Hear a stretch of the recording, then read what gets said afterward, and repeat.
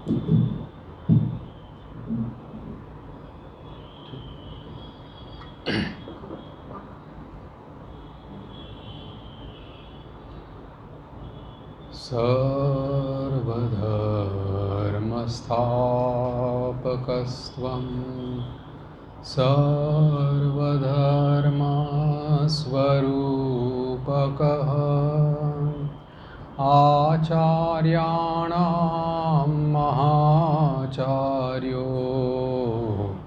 रामकृष्णाय ते नमः। यथाग्नेर्दाहिका शक्ति रामकृष्णे स्थिता हि या सर्वविद्यास्वरूपां तां शारदां प्रणमाम्यहम्। शारदां प्रणमाम्यहम्। परतत्त्वे सदा लीनो रामकृष्णसमाज्ञया यो धर्मस्थापनरतो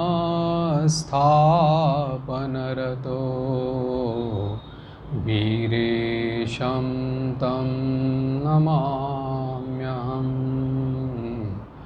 वीरेशं तं नमाम्यहम्।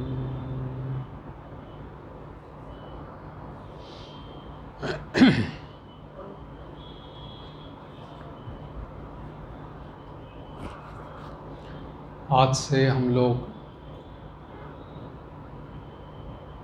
स्वामी विवेकानंद जी के संग में या स्वामी शिष्य संवाद इस ग्रंथ का अध्ययन आज से करने वाले हैं। विगत 1.5 साल तक हम लोगों ने श्री रामकृष्ण लीला प्रसंग के बारे में चर्चा की थी। उसके बाद पिछले रविवार को उसका वो समाप्त हो गया था।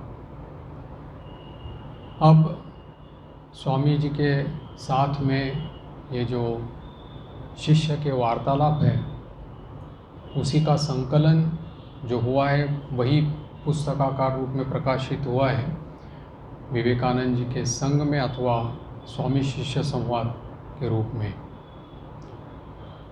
ये जो ग्रंथ है इसमें शिष्य के साथ स्वामी जी के जो अंतरंग वार्तालाप है उसमें बहुत सारे विषयों पर स्वामी जी ने अपना प्रकाश डाला है, जैसे देश, समाज, आचार, नीति, धर्म, नैतिकता, अध्यात्म, परमार्थ से लेकर के उच्च समाधि तत्व तक सब कुछ इस ग्रंथ में समाविष्ट है।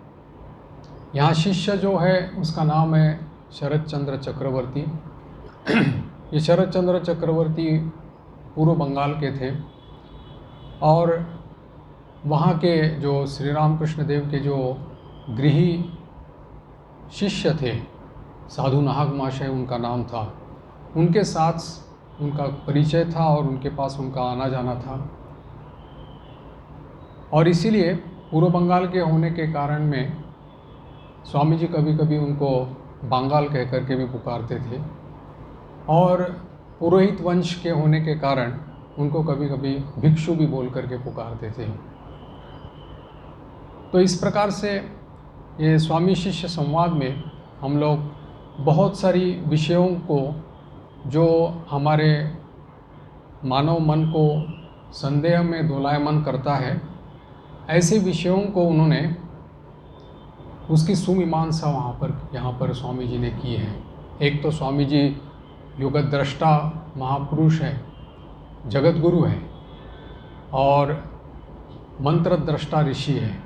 उनके सामने कोई भी चीज़ ऐसी नहीं थी कि जो उनको मालूम नहीं था। यानी कि आगे आने वाले 700-800 साल का जो इतिहास था वो उनके सामने मानो एक खुले पुस्तक के समान वहाँ पर था।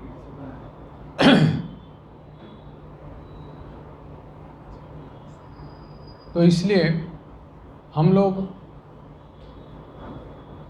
स्वामी जी के इस जो अंतरंग वार्तालाप जो शिष्य के साथ में है, इसका हम लोग अनुधावन करेंगे।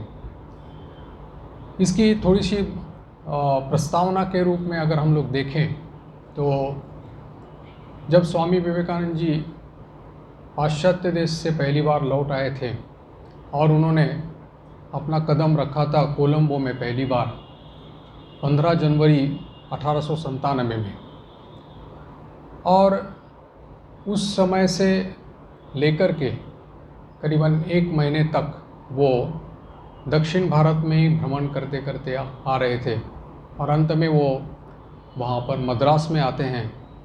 वहाँ भी वो लोगों के आग्रह पर 5 भाषण वहाँ पर देते हैं, और जहाँ जहाँ साउथ इंडिया में यानी कि दक्षिण भारत में जहाँ जहाँ स्वामी जी गए हैं वहाँ हर जगह पर उनको अभिनंदन पत्र दिया गया, और उसके उत्तर में उन्होंने जो जवाब दिया वही भाषण के रूप में हम लोग पाते हैं, जिसका संकलन हुआ है भारतीय व्याख्यान के रूप में हम लोगों को मिलता है। तो मद्रास से वो सीधा स्टीमर लेकर के स्वामी जी पहली बार अपने घर में यानी कि कलकत्ता शहर में आए। वो दिन था 19 फरवरी 1897, और वहाँ पर भी स्वामी जी को बहुत बड़ी तरह से भव्य उनका स्वागत कलकत्ता वासियों ने किया था। यहाँ तक कि जैसे हम लोग उनके जीवन चरित्र में पढ़ते हैं कि जब वो आए सियालदह स्टेशन पर तो उनके लिए जो रथ तैयार किया था उसको घोड़ों को उन्होंने वहाँ से निकाल दिया था, और युवक लोग जो वहाँ पर थे उन्होंने उस रथ को खींचा था और स्वामी जी को लेकर के गए थे। तो उसके बाद से स्वामी जी वहाँ पर जो बलराम बाबू के वहाँ पर मकान पे रहे हैं, या गोपाल लाल शील के मकान पर, या श्री प्रियनाथ मुखर्जी के मकान पर, या और भी बहुत सहज जगह पर स्वामी जी जहाँ जहाँ रहे हैं, तो वहाँ पर शिष्य वहाँ पर हमेशा रेगुलर वहाँ जाता रहता था, और उनके साथ में ये कथोपकथन उनका होता था, वार्तालाप होता था। एक बार की घटना है कि जब स्वामी जी बलराम मंदिर में थे और शिष्य उनके साथ में वार्तालाप कर रहे थे और प्रश्न पूछ रहे थे, स्वामी जी उसका उत्तर दे रहे थे। उसी समय संयोग से श्री मास्टर महाशय भी वहाँ पर उपस्थित थे। तो जब उनका प्रश्नोत्तर चल रहा था उसके बाद में स्वामी जी ने शिष्य शरद चंद्र चक्रवर्ती को कहा था कि आप ये जो प्रश्न कर रहे हैं और स्वामी जी आपको ये उत्तर दे रहे हैं, तो इसको आप एक बार लिपिबद्ध करके रखिए अपनी डायरी में, क्योंकि ये सब आगे आने एक अमूल्य हमारे लिए संपद है, एक धरोहर है हम लोगों के लिए। और मास्टर महाशय के आदेश के अनुसार उन्होंने स्वामी जी के साथ जो उनके वार्तालाप होते थे वो सब उन्होंने इसमें लिपिबद्ध करके अपने डायरी में लिखे थे।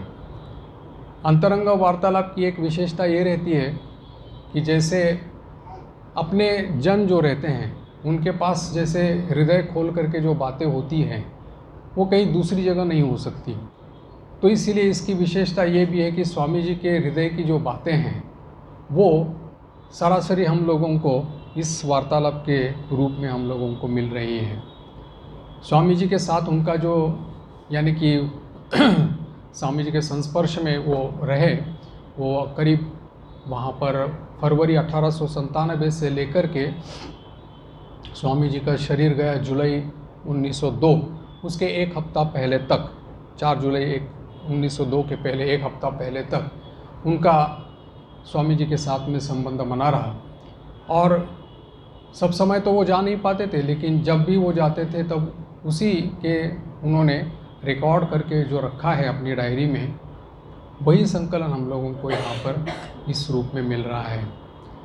और स्वामी जी की महासमाधि के पश्चात तो भी 3 साल तक ये डायरी उनके पास पड़ी रही थी। 1905 में उन्होंने इस डायरी को स्वामी शारदानंद जी महाराज को दिखाया था। स्वामी शारदानंद जी उस समय उद्बोधन का प्रकाशन करते थे, तो उन्होंने कहा कि ये जो तुम्हारे पास रखा हुआ है ये एक अमूल्य संपद है, इसको प्रकाशित करने से अच्छा रहेगा, बहुत लोगों का कल्याण हो जाएगा। इसीलिए शरद चंद्र को कहा कि तुम इसको प्रकाशित करने के लिए दे दो। तो उसको उन्होंने संशोधन किया। दूसरी बात कि जहाँ जहाँ पर शिष्य को लगता था कि ये उनके साथ जो बातें हुई हैं उसमें कुछ तथ्यगत अगर कुछ भूल हो तो उसमें भी संशोधन करने के लिए उन्होंने स्वामी जी के जो गुरु भाई थे उनसे भी उन्होंने परामर्श किया था, और उन्होंने जो निर्देश दिया था वो भी उन्होंने संशोधन करके इसमें दिया हुआ है।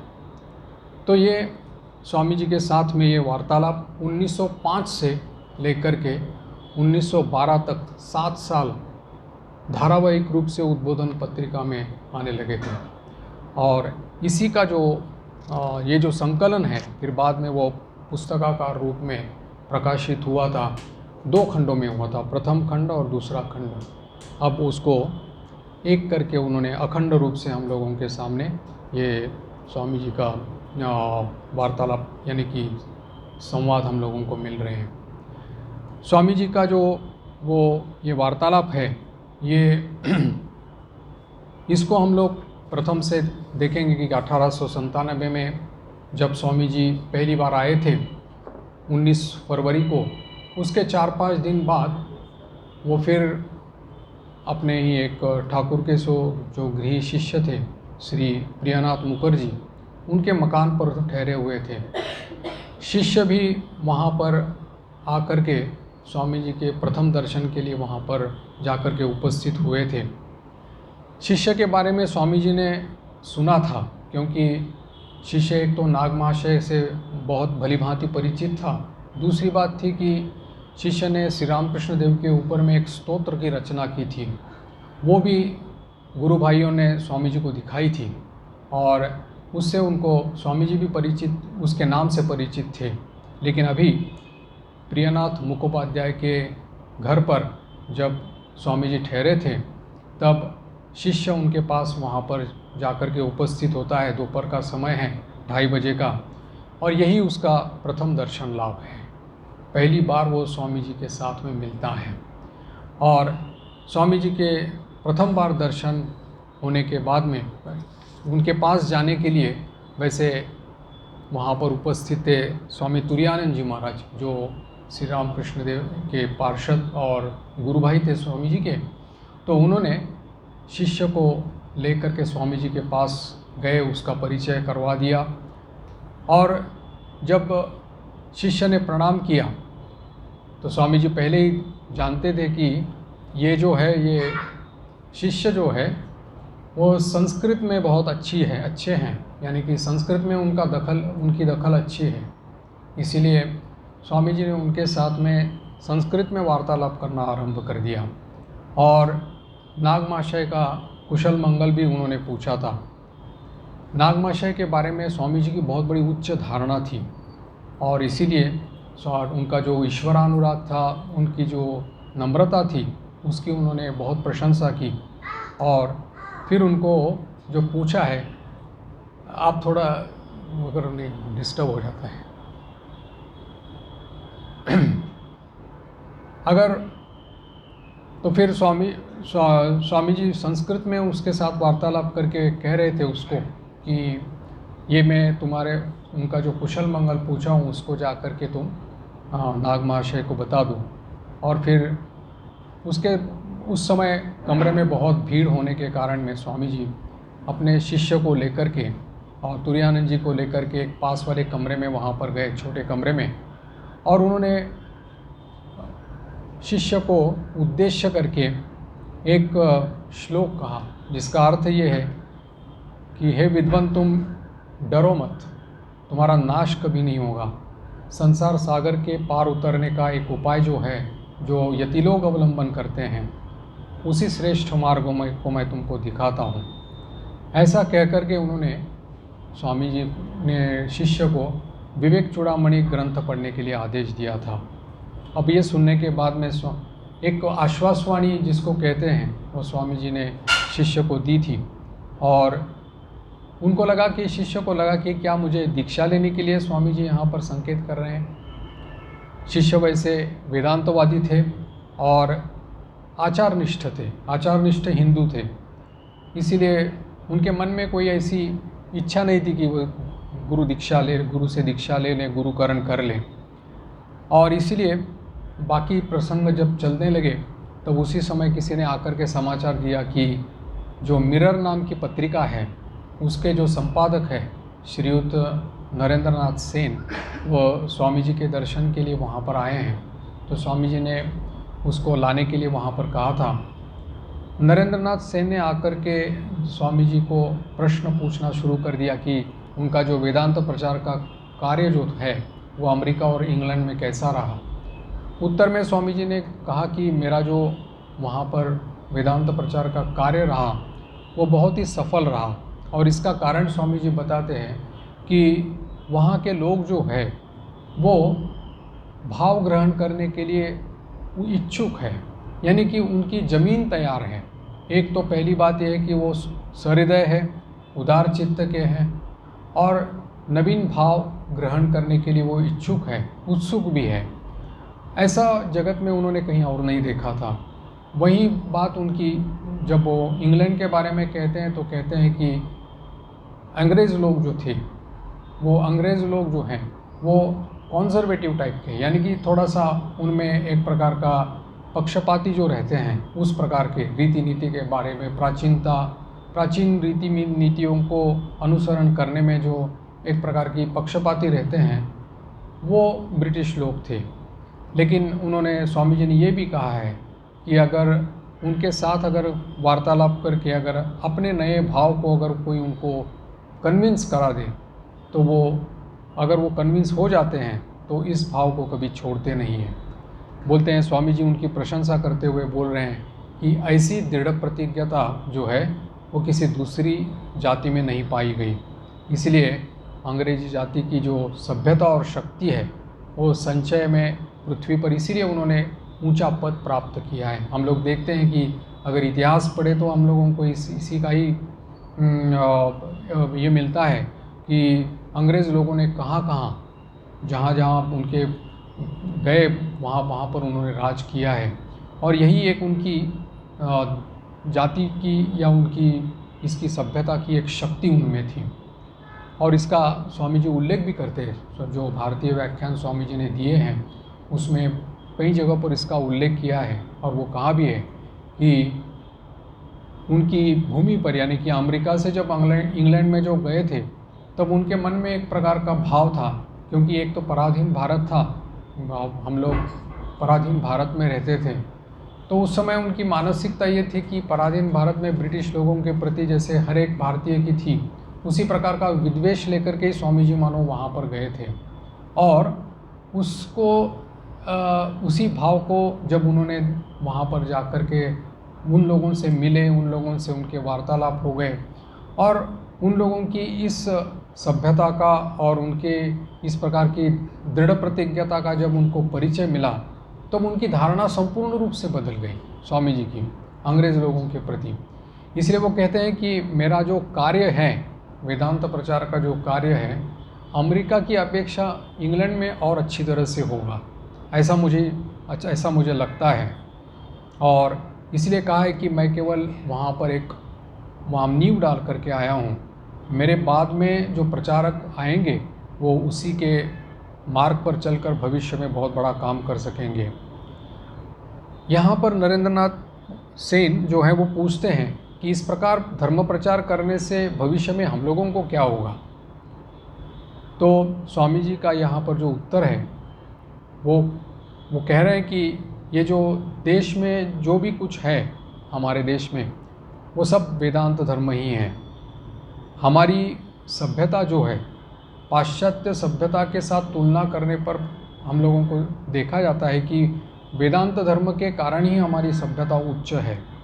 और धर्म के क्षेत्र में जो हमारा वेदांत का ये जो सार्वभौमिकता है, उसकी नाना प्रकार के जो मतावलंबी हैं वो यहाँ पर एक साथ रह सकते हैं।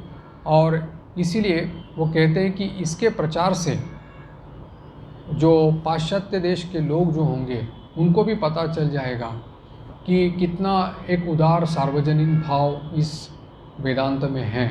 और दूसरी बात है कि भारतवर्ष में भी ऐसे इस प्रकार के आश्चर्यकारक जो धर्म भाव के स्फुरण पहले भी हुआ करते थे और आज भी है। और इसीलिए स्वामी जी ने जब अपना पाश्चात्य देश में शिकागो में गए थे, पहली बार जब धर्म महासभा में वहाँ पर भाषण दिया था, और उनका भाषण सुन कर के वो जो विविध प्रकार की प्रतिक्रिया हुई थी, क्योंकि एक तो पराधीन भारत और दूसरी बात में वहाँ पर कुछ लोगों ने इस प्रकार की दूसरी प्रकार की प्रचार जो सो भारत के बारे में किया था कि वहाँ धर्म की ग्लानि है, वहाँ धर्म है ही नहीं, इस प्रकार की जो उन्होंने चर्चा की थी। तो स्वामी जी को सुनने के बाद में वहाँ पर उन लोगों को पता चला कि किस प्रकार के देश से ये यहाँ आए हैं। इसलिए वहाँ के जो अखबार पत्र हैं उन्होंने भी कहा था कि after listening to Swami Vivekananda we feel how foolish it is to send missionaries to such a learned nation.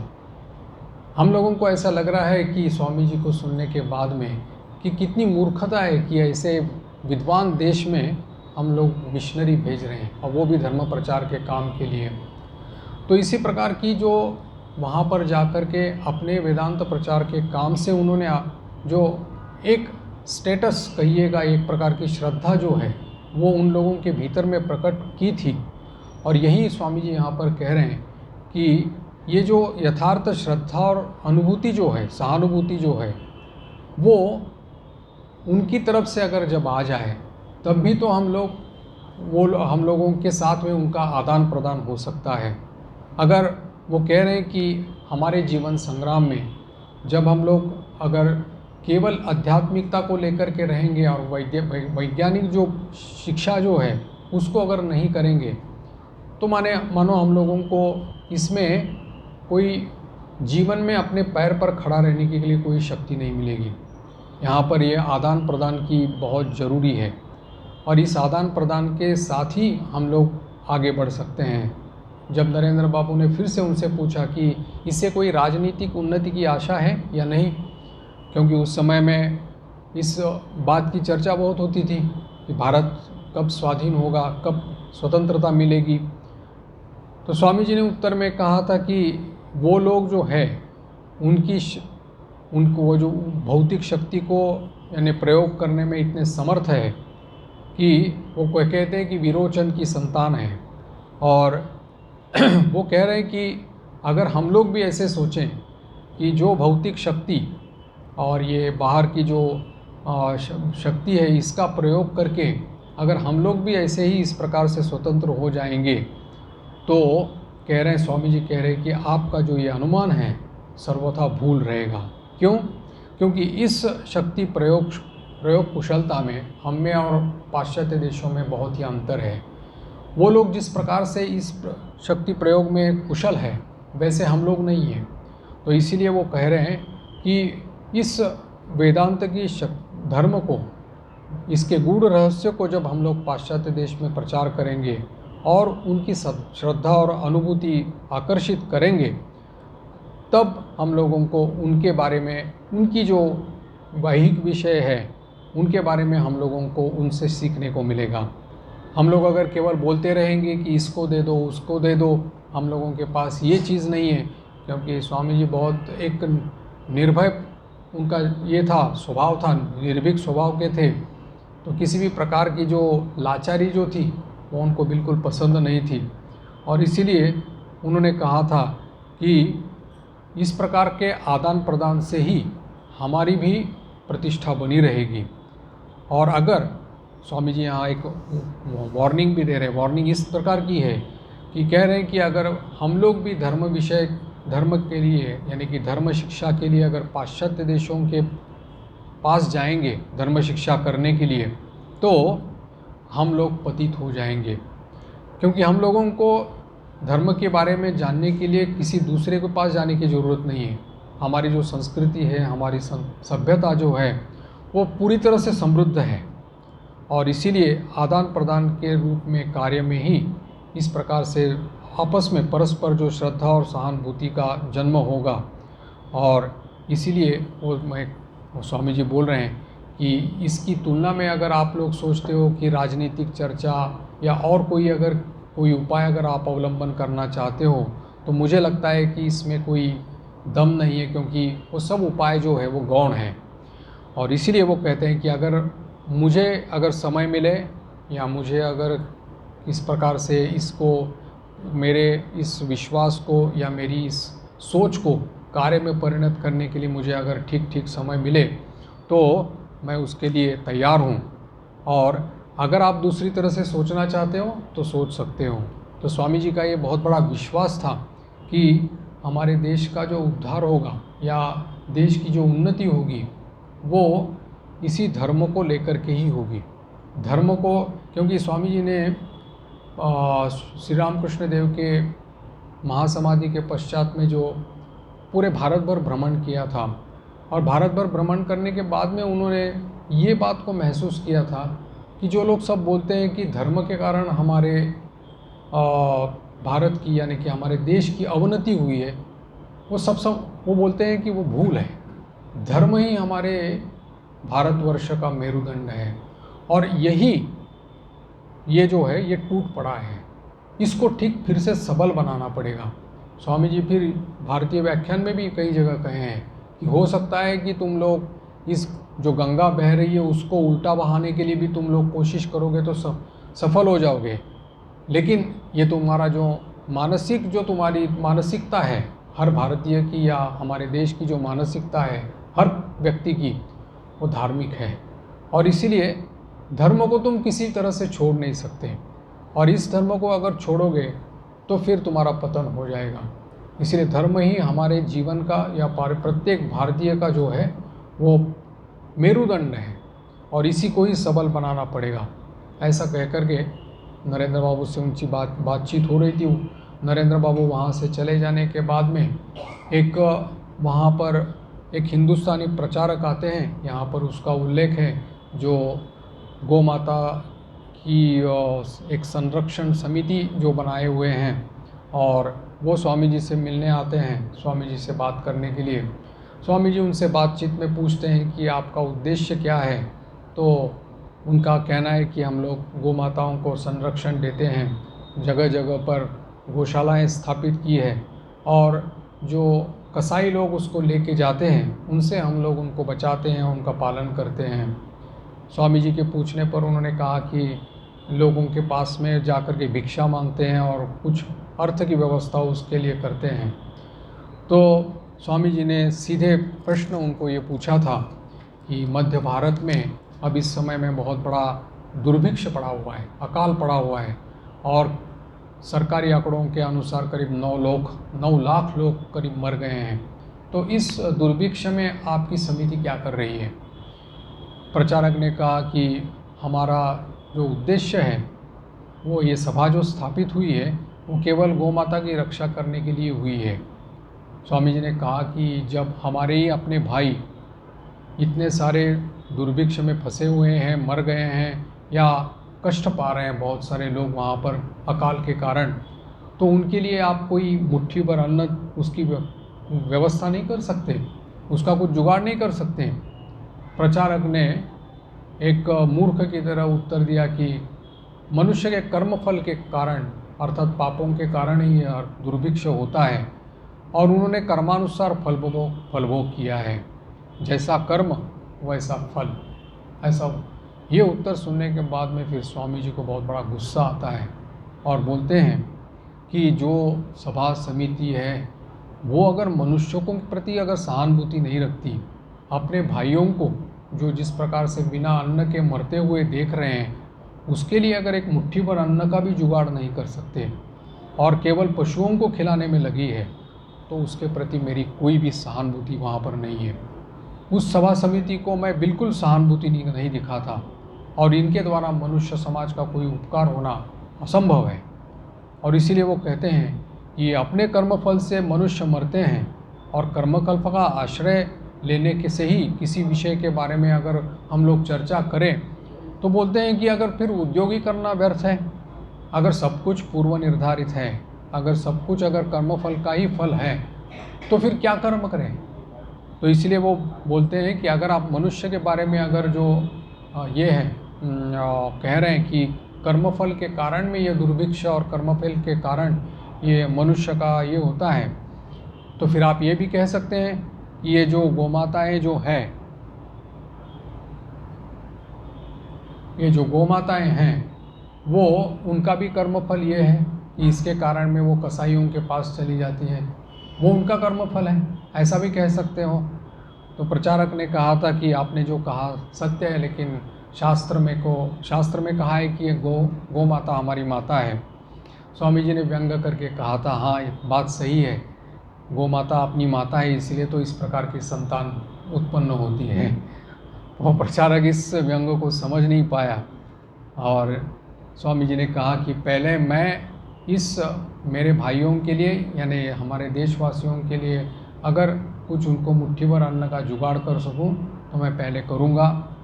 उनके लिए पहले अन्नदान, धर्मदान या विद्यादान, इस कामों में मैं अपना जीवन लगाऊंगा और उसके बाद में अगर कुछ मेरे पास में हाथ में अर्थ बचता है तो मैं देखूंगा कि कहाँ उसको व्यय करना है। वो प्रचारक वहाँ पर से चले गए। तब स्वामी जी शिष्य को और पास में बैठे लोगों को कह रहे हैं कि देखो हम लोगों की जो कर्मवाद की जो थ्योरी है वो कहाँ तक पहुँची है। जिस मनुष्य को दूसरे मनुष्य के लिए कोई फीलिंग्स नहीं है, इनसेंसिटिव जैसे हो गया है, तो उसको मनुष्य कैसे कहा जा सकता है।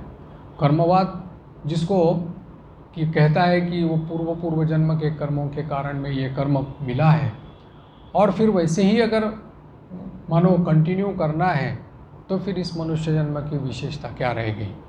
अगर इसमें शुभ कर्मों के फल से शुभ फल मिलते हैं, अशुभ कर्मों के फल से अशुभ फल मिलते हैं, तो ये मनुष्य जीवन की विशेषता है कि उस अशुभ कर्मों के जो फल हैं उसको रौंद करके शुभ फल करके उसको हम लोग से ठीक बनाएं और फिर अपने मुक्ति का मार्ग परिष्कार कर लें। नहीं तो फिर मनुष्य जीवन की विशेषता क्या होगी। पशु और पक्षी में और मनुष्य में क्या फ़र्क हो गया। धर्मेण हीना पशुभिः समाना, जैसे कहा है कि अगर विवेक नहीं है, धर्म नहीं है इस प्रकार का, तो फिर मनुष्य किस चीज़ का। पशु पक्षी भी तो जीवन बिताते आए हैं। जैसे देखा जाए तो पशु या पक्षी जो हैं, जो 1000 साल पहले जिस प्रकार से घोंसला बनाते थे, आज भी घोंसला उसी तरह बनाते हैं, उसमें किसी भी प्रकार की उन्नति नहीं है, वैसे ही बनाते हैं। लेकिन मनुष्य ही एकमात्र ऐसा ये है, जीव है कि जो विविधता लाता है, वैचित्र्य है, उसकी जो बुद्धि काम करती है, जिसके कारण में अलग अलग प्रकार की उसकी जो बुद्धि का प्रकाश हम लोगों को दिखाई पड़ता है, वो प्रतिकूलता को भी अनुकूलता में बदलने में समर्थ हो सकता है, क्योंकि उसके भीतर में वो पुरुषार्थ है।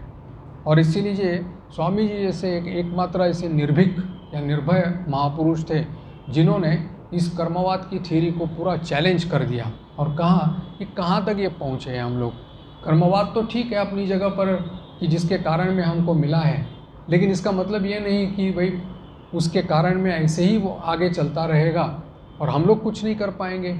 अगर सब कुछ अगर पूर्व निर्धारित है, अगर पूर्व जन्मों के कर्मों से अगर ये सब कुछ चल रहा है, तो फिर पुरुषार्थ का रोल कहाँ पर रहेगा। पुरुषार्थ की कोई बात ही नहीं रहेगी। तो पुरुषार्थ करके जब हम लोग उसको प्रतिकूलता को बदल देंगे, जब हमारे अशुभ कर्मों को बदल देंगे, उसका फल भी हम लोग बदल देंगे, तब तो ये कह ले जाएंगे। नहीं तो स्वामी जी का इसीलिए वो जो फोकस, वो ध्यान, जो लक्ष्य जो रहा है ना, वो इसके ऊपर रहा है कि अपने भीतर की जो मनुष्यत्व कहते हैं, जिसको अलग अलग रूपों से स्वामी जी ने कहा है, चरित्र निर्माण, व्यक्तित्व विकास या मनुष्यत्व जिसको कहा है, वो इस प्रकार का, इसी का ही ये प्रकाश हम लोग कह सकते हैं। उन्होंने पाश्चात्य देश में दूसरी बार जब गए थे, उस समय जब जहाज़ पर बैठे थे और हुगली नदी से जब समुद्र में जहाज़ ने प्रवेश किया था, तब उन्होंने ये प्रॉफेटिक स्टेटमेंट किया था कि the older I grow the more everything seems to lie to me in manliness, this is my new gospel. जितना मैं परिपक्व हो जा रहा हूँ, यानी कि मेरी आयु बढ़ती जा रही है, वैसा ही मैं देख रहा हूँ, अनुभव कर रहा हूँ कि जीवन की सफलता का जो रहस्य है वो मैनलीनेस यानी कि मनुष्यत्व में है, पुरुषार्थ में है, और यही मेरा नया संदेश है। तो ये पहले से ही उनका ये यहाँ पर उनका जो थ्रस्ट या फोकस जो रहा है इस मनुष्यत्व के ऊपर में रहा है। इसके बाद में शिष्य ने कहा कि शिष्य को स्वामी जी कहते हैं कि फिर एक बार तुम आकर के हमसे भेंट कर लेना। शिष्य ने उनको कहा कि हम कहाँ आपसे भेंट कर सकते हैं।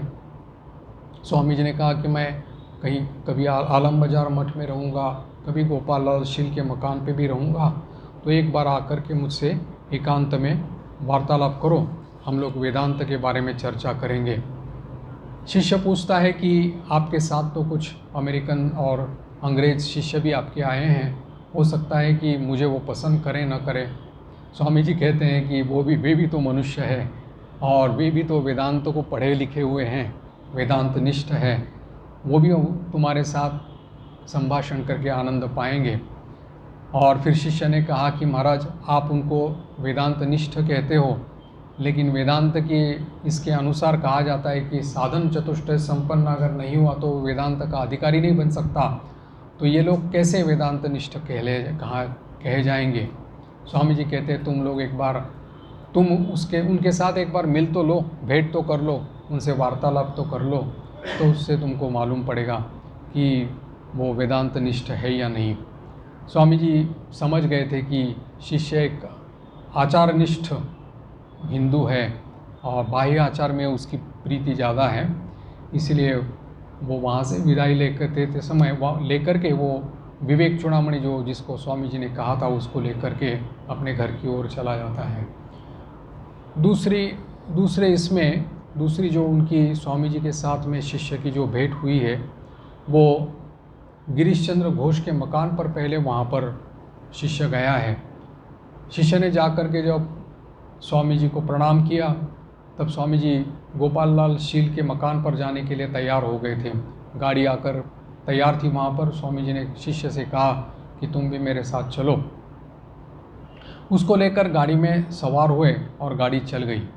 और स्वामी जी वहाँ पर जैसे गंगा दर्शन होते ही गंगा तरंग रमणीय जटा कलापम जो स्तोत्र है उसको बहुत अपने मधुर कंठ से गाने लगे, और शिष्य भी मुग्ध होकर के उनके मुंह से जो ये स्तोत्र था वो सुन रहा था। उसके बाद में देखते देखते उन्होंने चितपुर पुल की ओर एक रेलगाड़ी का इंजन जा रहा था, उसको देख करके स्वामी जी ने कहा देखो कैसे शेर के भांति जा रहा है।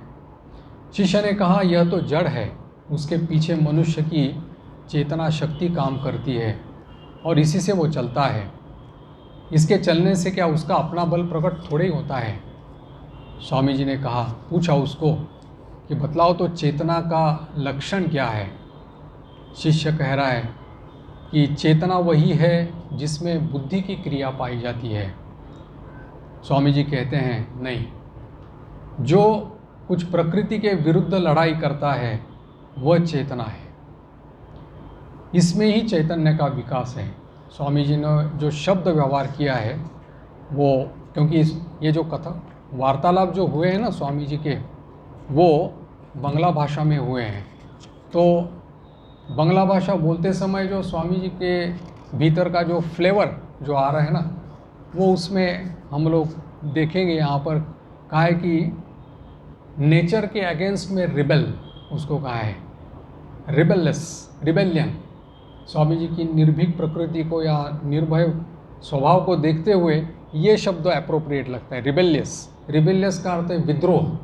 और विद्रोह मतलब कोई किसी नाशवान चीज़ के लिए नहीं कि या कोई किसी को क्षति पहुंचाने के लिए या नुकसान पहुंचाने के लिए, इसके लिए नहीं, लेकिन ये विद्रोह मतलब कि अपने भीतर की यानी कि अंत प्रकृति और बाह्य प्रकृति दोनों के ऊपर विजय प्राप्त करने के लिए जो प्रयास किया जाता है उसका नाम हो रिबेलियस माइंड, जिसको बोलते हैं रिबेल। यानी कि जो है वो प्रकृति के खिलाफ, क्योंकि अंत प्रकृति हो या बाह्य प्रकृति हो आपको दबाने की सब समय प्रचेष्टा करती रहती है। अगर प्रकृति के अधीन रह कर के हम लोग अगर काम करें तो हम लोग नपुंसक जैसे हो जाएंगे।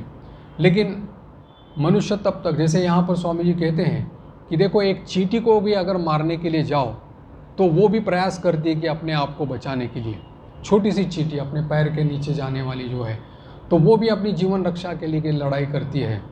और इसीलिए जहाँ प्रयास है, जहाँ कोशिश है, जहाँ पुरस्कार है, जहाँ संघर्ष है, वही जीवन का चिन्ह है और वही चैतन्य का प्रकाश है। स्वामी जी के इसमें स्वामी जी के साथ में जो खेतड़ी के महाराजा जो थे, राजा अजीत सिंह, उन्होंने स्वामी जी को एक प्रश्न पूछा था। इसी संदर्भ में इसलिए उसका उल्लेख कर रहा हूँ। स्वामी जी ने इसको प्रश्न पूछा था खेतड़ी के राजा ने कि Swami ji, what is life, जीवन क्या है? तो स्वामी जी ने उत्तर दिया था, life is a continuous unfoldment and development of a being under the circumstances trying to press it down. Swami ji कह रहे हैं कि जीवन एक ऐसा प्रयास है कि जो सतत उन्नयन की तरफ ले जाने वाला और अपने आप का विकास करने वाला, किसके अनेक प्रतिकूलताओं के बावजूद, जो प्रतिकूलताओं वो मनुष्य को दबाने की कोशिश करते हैं, उसके बावजूद भी जो प्रयास करते रहे, अनफोल्डमेंट यानी कि अपने उन्नयन के लिए चेष्टा करेगा और विकास के लिए, डेवलपमेंट के लिए कोशिश करेगा, वो जीवन है। तो ये स्वामी जी का प्रोमिनेंट नोट जो उनके इसमें था कि ये संघर्ष, और ये संघर्ष इसलिए था कि अपने बाह्य प्रकृति और अंत प्रकृति के ऊपर विजय प्राप्त करने के लिए। इसलिए स्वामी जी कहते हैं कि यहाँ तक कि आप लोग जो ज्ञान योग का आपका जो चल रहा है, उसमें ज्ञान योग पुस्तक में ही वो एक भाषण है, नेसेसिटी ऑफ रिलीजन, धर्म की आवश्यकता। उसमें अगर आप उसको गौर से पढ़ेंगे, बहुत सूक्ष्मता से अगर पढ़ेंगे, तो स्वामी जी की जो विचारधारा उससे हम लोग परिचित हो जाएंगे। उसमें वो कहते हैं कि धर्म का बीज कहाँ पर है, धर्म का उद्भव कहाँ से होता है। वो बोलते हैं कि to transcend the limitation of the senses. मुझे लगता है स्वामी जी की मान्यता ऐसी है कि अलग अलग प्रकार की उन्होंने यहाँ पर विवेचना की कि जैसे धर्म की उत्पत्ति कैसे कैसे हुई होगी, लेकिन स्वामी जी कहते हैं कि मेरे ओपिनियन में, मेरे मत से ऐसा लगता है कि इंद्रियातीत जो सत्य है उसको पाने के लिए, उसको अनुभव करने के लिए जो प्रचेष्टा की जाती है, transcend the limitation of the senses, वहीं से धर्म का प्रारंभ होता है। और जब उसको मनुष्य तब तक कहलाया जाएगा जब तक वो इस प्रकृति के ऊपर विजय पाने की कोशिश करेगा। जब वो विजय पाने की, यानी कि प्रकृति के ऊपर उठने की कोशिश जो नहीं करेगा, उसको मनुष्य नहीं कहलाया जाएगा। स्वामी जी ने इसमें इस धर्म की आवश्यकता है उसमें ये कहा है। तो इसलिए लगता है कि ये स्वामी जी का जो विचारधारा जो है, इसमें सीधा उनका सरल वहाँ पर यह है कि जीवन का चिन्ह ही जो है संघर्ष है, जो यानी कि संग्राम जो है वो है हमारे उन्नयन के लिए, हमारे विकास के लिए जो है। शिष्य पूछते हैं कि क्या यह नियम जो है मनुष्य के लिए और मनुष्य जाति के संबंध में सटीक है? स्वामी जी कहते हैं, इतिहास पढ़ करके देखो, यह नियम तुम्हारे अतिरिक्त सब जातियों के संबंध में ठीक है। आजकल संसार भर में तुम लोग ही केवल जड़ के समान पड़े हो, जैसे बिल्कुल तुम लोगों को हिप्नोटाइज करके रखा है। बहुत समय से, दीर्घ काल से तुम लोगों को बता के ये कहा गया है कि तुम हीन हो, शक्तिहीन हो, तुम्हारे भीतर कुछ सार नहीं है। ऐसा कहते कहते तुम लोग अपने आप को अकर्मण्य समझ रहे हो, निठल्ले समझ रहे हो, निकम्मे समझ रहे हो। लेकिन और ऐसा सोचते सोचते तुम भी वैसे ही बन गए हो, क्योंकि जैसी सोच है वैसा अपना शरीर भी वैसे ही बनेगा। स्वामी जी बोलते हैं, लेकिन मेरी तरफ देखो, मेरा शरीर भी इसी मिट्टी से ही तो हुआ है, लेकिन मैं कभी इस प्रकार की चिंता ही नहीं करता। इस प्रकार की सोच मेरे भीतर में नहीं है। और इसके कारण क्या? इस कारण में मैं जहाँ भी गया हूँ, तो जो लोग हम लोगों को नीचा समझते थे, जो लोग हम लोगों को हीन समझते थे, वही लोग मुझे सम्मान दे रहे हैं। क्यों? क्योंकि हमारे भीतर, हर एक के भीतर जो है वो अनंत शक्ति है, अपार ज्ञान है, अदम्य उत्साह है। और इस शक्ति को अगर हम लोग सचमुच जगा सकोगे तो तुम भी मेरे समान हो जाओगे। ये है कि स्वामी जी का जो इतिवाचक जो सूर जो है हर एक इसमें देखा जाता है कि कभी भी उन्होंने ये जो मनुष्य के भीतर में जो पोटेंशियल जिसको कहते हैं, उसको कभी उन्होंने अंडर एस्टिमेट नहीं किया। किसी को भी, कोई भी मनुष्य जिसको हम लोग सबसे ज़्यादा अकर्मण्य समझते हैं, निठल्ला समझते हैं, लेकिन उसके भीतर भी स्वामी जी कहते हैं कि वो शक्ति है। अगर वो अपने आप को शक्तिमान समझे, अपने भीतर की जो शक्ति है उसको जागृत करने के लिए जो प्रयास करे, जैसे इसीलिए तो उन्होंने उत्तिष्ठत जागृत वो कहा था, प्राप्य वरान निबोधत। तो वो अगर करने की कोशिश करे तो वो भी उसी सत्य साक्षात्कार करने का वो भी अधिकारी है। सबका समान अधिकार उसमें है। शिष्य पूछता है कि ऐसी चिंतन करने की शक्ति कहाँ से मिले, ऐसा शिक्षक या उपदेशक मिलेगा भी कहाँ, क्योंकि बचपन से ही ये सुनाया जाता है कि हम लोग कुछ जानते नहीं हैं, हमारा ये सिखाया भी वैसे ही जाता है। पठन पाठन भी केवल ऐसा है कि आजकल की जो शिक्षा जो है वो केवल नौकरी के निमित्त है, ऐसा ही सिखाया जाता है। स्वामी जी कहते हैं कि इसीलिए तो दूसरे प्रकार से सिखाने के लिए या दिखाने के लिए हम लोग आए हैं। हम लोगों से तुम लोग ये तत्व जो है इसको सीख लो, समझ लो, अनुभव कर लो, और फिर बाद में तुम सब जग में इसका प्रचार करो, क्योंकि इसी शक्ति के बल पर ही सब कुछ ये सब कुछ दुनिया जो चल रही है। स्वामी जी ने जैसे कलकत्ते के भाषण में ही जो अभिनंदन के उत्तर में जो भाषण दिया था, उन्होंने वही कहा था कि एक अमेरिकन लड़का जो है वो कहता है कि मैं अमेरिकन हूँ, मैं कुछ भी कर सकता हूँ, और वो कर लेता है। एक अंग्रेज़ लड़का है, वो भी आता है, कहता है कि मैं अंग्रेज़ हूँ, मैं ये सब कुछ कर सकता हूँ, और वो कर लेता है। क्या हमारे बच्चे ऐसा कह सकते हैं? ये पब्लिक मीटिंग में स्वामी जी ने पूछा था, क्या हमारे बच्चे इस प्रकार से बोल सकते हैं? बोलते बच्चे क्या, उसके बाप भी नहीं बोल पाएगा इस प्रकार से। तो ये है कि स्वामी जी ने जो ये कहा था कि इस शक्ति का उद्भव जब तक नहीं होता तब तक फिर कोई प्रोग्रेस जिसको कहते हैं, उन्नति जो उसको कहते हैं, वो नहीं हो सकती। इसलिए कहा कि इसके साथ साथ ही अगर उन लोगों को कुछ व्यवहार ज्ञान के लिए इतिहास, भूगोल या विज्ञान, दर्शन, इसकी भी धीरे धीरे उसकी ये करनी देनी पड़ेगी, शिक्षा देनी पड़ेगी।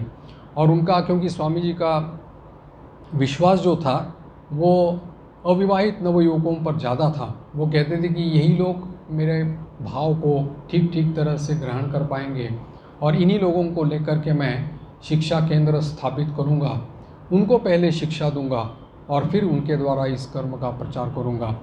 तो ये स्वामी जी ने कहा, उस समय की बात है।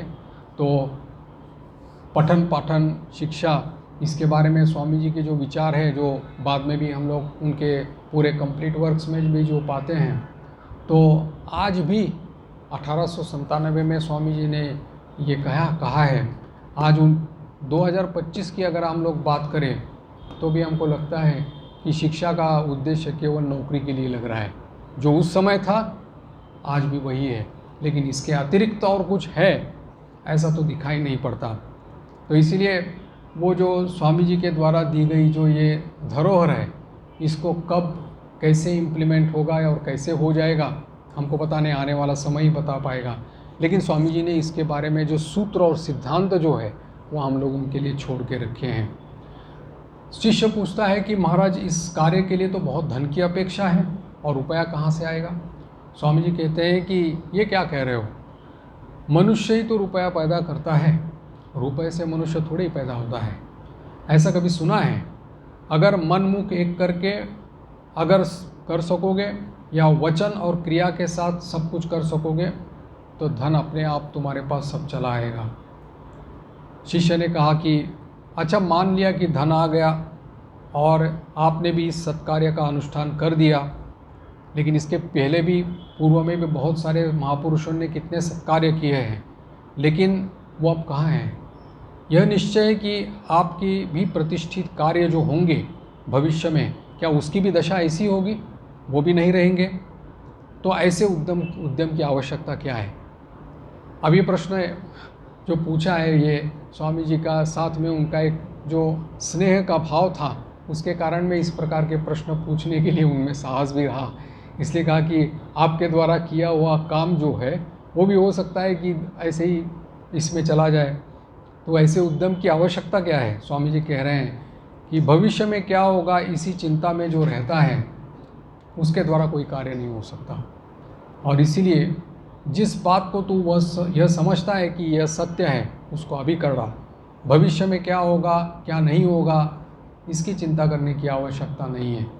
पर थोड़ा सा तो जीवन है, अगर इसमें भी अगर लाभालाभ का विचार करते रहो तो कोई कार्य कर पाओगे? फलाफल तो देने वाला प्रभु है, भगवान देंगे, और जैसा उचित होगा वैसा वो करेंगे। इस विषय में पढ़ने से तेरा क्या प्रयोजन है? तो इस विषय की चिंता कर कि कैसे कार्य किया जाए। और वास्तविक ये देखा जाता है कि जो भविष्य काल की चिंता करता है कि कैसे होगा, क्या भविष्य, ऐसा करने से भविष्य में क्या होगा, रहेगा नहीं रहेगा, स्वामी जी इस बारे में वेरी वेरी क्लियर है इसके बारे में।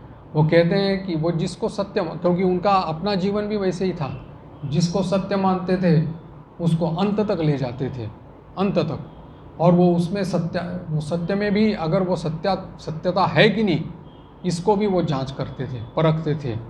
और इसीलिए स्वामी जी कह रहे हैं कि जिसको फल मिले फल न मिले ये तो बात की बात है, लेकिन जिसको सत्य मान के चल रहे हो उसको अगर पकड़ करके रखो तो वो आगे चल करके तुमको सब कुछ मिल जाएगा। बात करते करते ये गाड़ी जो है वो गोपाल लाल शील के मकान पे आ गई। वहाँ पर स्वामी जी के जो शिष्य थे, अंग्रेज़ शिष्य गुडविन थे, वो वहाँ पर एक सेवक के भांति वहाँ पर खड़े थे। शिष्य का उनके साथ परिचय था, इसलिए दोनों मिल कर के वहाँ पर वार्तालाप कर रहे थे। और फिर स्वामी जी के साथ में आगे जो वार्तालाप है उसको हम लोग अगले बार चर्चा करेंगे। गुडविन एक ऐसे थे, शिष्य थे जिसको स्वामी जी कहा करते थे फेथफुल गुडविन, मेरा विश्वासु गुडविन, क्योंकि वो एक स्टेनोग्राफर जैसे थे।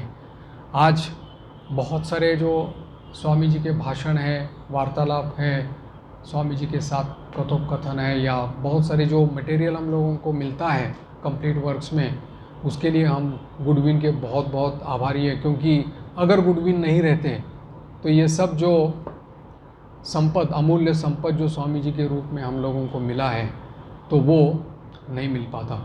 इसलिए ये इसको स्वामी जी के उसका उनका जैसा राइट हैंड जैसे थे, ब्रह्मचारी की तरह रहते थे, और स्वामी जी के पीछे पीछे छाया की तरह स्वामी जी के साथ में रहते थे। आज यहीं पर इसको विराम देंगे। ओम शांति शांति शांति। हरि ओम तत्सत। श्री राम कृष्णार्पणमस्तु।